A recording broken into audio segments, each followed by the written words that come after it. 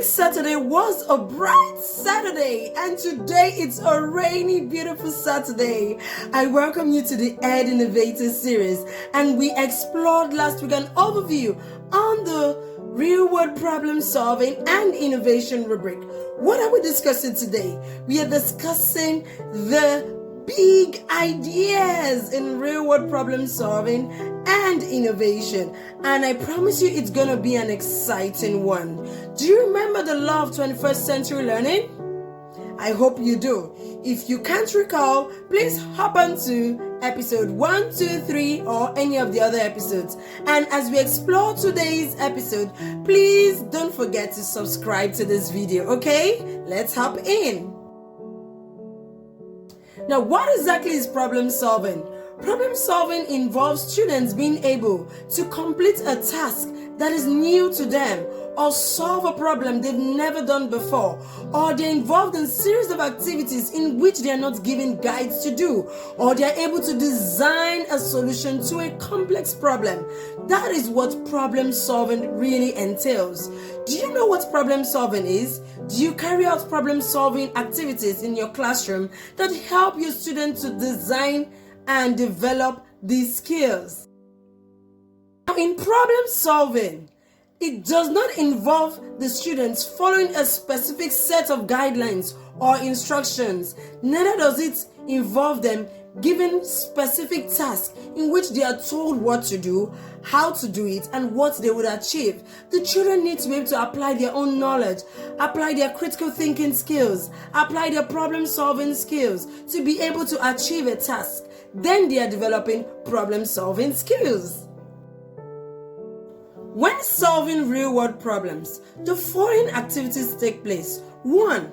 Investigation of the parameters of the problem. The children need to be able to identify what exactly are the problems. How do we go about solving the problem? They need to engage in activities like mind mapping to be able to decipher how to exactly tackle the problem. Number 2, they engage in an activity called idea generation. How do we solve these problems? What ideas can we put together that will completely tackle this issue? Number 3, they engage in the ability to devise their own approach. They, explore and test repetitively several procedures, and they eventually arrive at designing their own solution. Now, consider these activities. If a set of students decide to propose where a pedestrian crossing should be located in a particular town, are they solving a problem? Or if, for instance, they are watching and tackling or trying to decide how to solve an issue with heavy traffic in their town, are they solving a problem? Note that for an activity to actually be able to develop problem solving skills, the main requirement of the activity must be to solve a problem.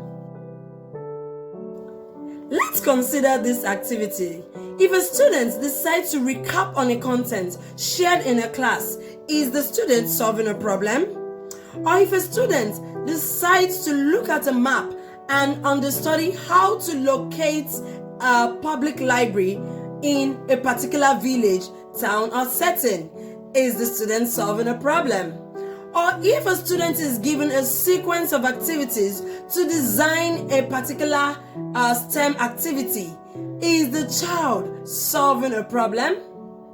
What are your answers? Did you get that right? Real-world problems are existing life situations outside the academic context. They affect real people. They are targeted at a specific audience. They have specific context. They involve accurate data. This data may be historic or present, but they must involve data that are actually, affecting or also affecting the problem that they need to solve. If they use the census of a city to determine the amount of survival funds that should go to a particular city, are they solving a problem? Looking at the other parts of the idea, we have real-world problem solving and innovation. Innovation, what exactly does it mean?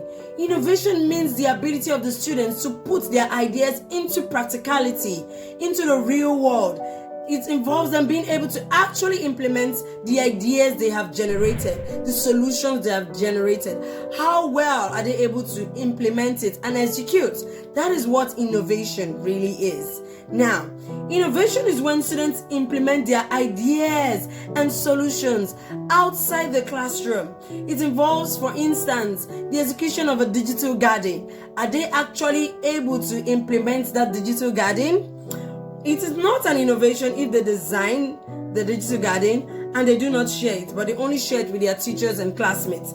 It should benefit other people other than their classmates and students. It should give real value outside their classroom.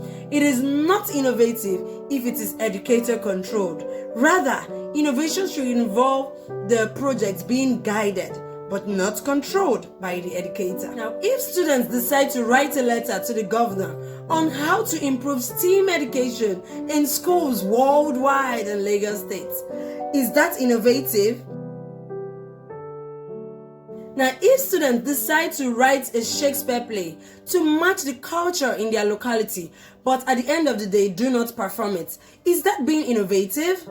Or if students decide to develop a game and launch it on Google Play Store, is that innovative?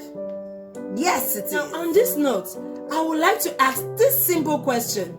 How can you design activities in your classroom to ensure that they are actually solving real-world problems and being innovative? This is the benchmark and the bedrock of this rubric.